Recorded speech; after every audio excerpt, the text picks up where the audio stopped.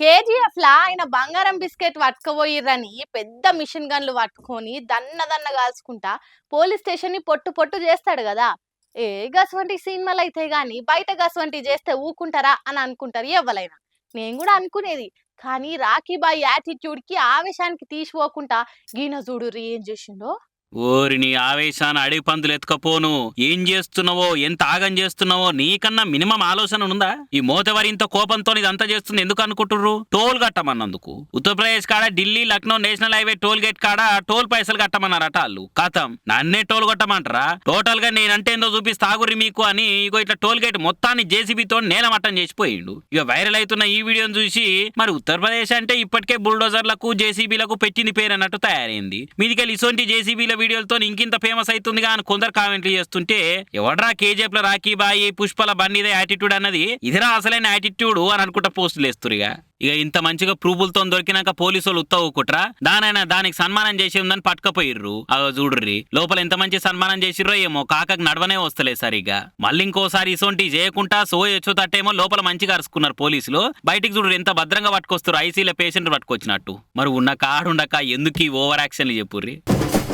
ఉట్టికి ఎగరలేనమ్మా సర్గానికి ఎగిరిందట. ఆగు గట్లనే ఉన్నది బీఆర్ఎస్ ఎమ్మెల్యే పాడి కౌశిక్ అన్న వ్యవహారం. ఉరేసుకుంటా అని మందిని బ్లాక్మెయిల్ చేసి ఓట్లేపించుకుంటే గాని అన్న ఓట్లల్లా గెలవలేకపోయిండు. అసొంటి ఆయన కాంగ్రెస్ వాళ్ళ అందరి పేర్లు రెడ్ బుక్ లో ఎక్కించుకుంటుండట. చిన్నప్పుడు బల్లె సార్ బయటికి పోతే క్లాస్ లీడర్ను పిలిచి ఎవరైనా లొల్లి చేస్తే బోర్డు మీద పేరెక్కిరా అని చెప్తుండే కదా.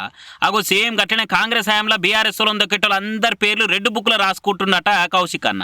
ఇలా అధికారులు ఎవరైతే చేస్తారో మేము కూడా రెడ్ బుక్ మెయింటైన్ చేస్తున్నాం. రెడ్ బుక్ లో అన్ని పేర్లు రాసుకుంటున్నాం మేము కూడా. No problem. Matter of time వచ్చినప్పుడు మళ్ళీ మీకు కూడా తీవ్రమైన పరిణామాలు ఎదుర్కోవాల్సిన పరిస్థితి వస్తుంది. కాబట్టి మీరు దయచేసి మీ మీద మాకు గౌరవం ఉంది. మిమ్మల్ని మేము బెదిరిస్తలేం కానీ మీకు జస్ట్ గుర్తు చేస్తున్నాం మీ బాధ్యతని. కాబట్టి బాధ్యత తప్పకుండా మీకు అధికారులు బాధ్యత తప్పకుండా దయచేసి ప్రోటోకాల్ తప్పకుండా ఎమ్మెల్యేలు బీఆర్ఎస్ పార్టీ వాళ్ళు కావచ్చు, కాంగ్రెస్ పార్టీ వాళ్ళు కావచ్చు, బీజేపీ పార్టీ వాళ్ళు కావచ్చు, అందరు కూడా ప్రజలు ఓట్లేస్తేనే గెలిచిన వాళ్ళు. దయచేసి అందరికీ as per protocol as per watt ever ఉంటే దాని ప్రకారం మీరు చేయండి. తప్పితే మీరు జాదా హుషారు చేస్తే జాదా హుషారి జాన్కు ఖతర అవుతుంది. మేము అధికారంలోకి వచ్చినాక పరిశాన్ల పడతారు. ఇది బెదిరింపు కాదు బాధ్యతని యాద్ చేస్తున్నా అని అంటున్నాడు. అంటే ఇప్పుడు అధికార పార్టీ వాళ్ళంతా గజగజ వణకాలన్నట్టు. బాధ్యతని యాద్ చేస్తేందుకు రెడ్ బుక్ లో పేరు రాస్తున్నా అని బెదిరించడం ఎందుకే అన్నా? ఇంకెందుకే ఈ ఎచ్చులు కొట్టుడు? మొన్న ఎంపీ ఎలక్షన్ల జనాలు మన పార్టీని ఏం చేసిరో తెలుసు కదా. టైం మనది కానప్పుడు సప్పుడు చేయకుండా ఉండాలి కానీ ఏదో కోడి వేయి చికెన్ షాప్ ముందు తొడగొచ్చినట్టు చేయొద్దు కదా. నీకే ఎసరు వస్తా చూసుకో. మళ్ళా ప్రభుత్వ పాలన మంచి లేకుండా విమర్శించు గానీ రెడ్ బుక్ లో పేరెక్కించుకొని అందరిని లోపటేస్తామంటే పవర్లున్న నువ్వు కాదు వాళ్ళు అన్న సంగతి యాద పెట్టుకోవాలి అని అనుకుంటే కామెంట్లు చేస్తారు కొందరిగా. అన్నట్టు నువ్వు హుజరాబాద్కి వెళ్ళి గెలిస్తే నియోజకవర్గానికి 100 కోట్లు తెస్తున్నట్టు కదా. ఆ పైగా మేడ దానికి వచ్చింది అని అడుగుతురట హుజరాబాద్ పబ్లిక్. చూసుకో మరి.